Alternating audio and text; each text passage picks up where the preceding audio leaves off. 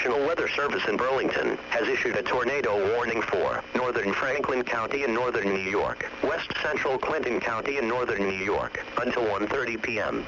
At 1:01 p.m. National Weather Service Doppler radar indicated a severe thunderstorm capable of producing a tornado. The storm containing the possible tornado was near West Bangor, moving east at 25 miles per hour.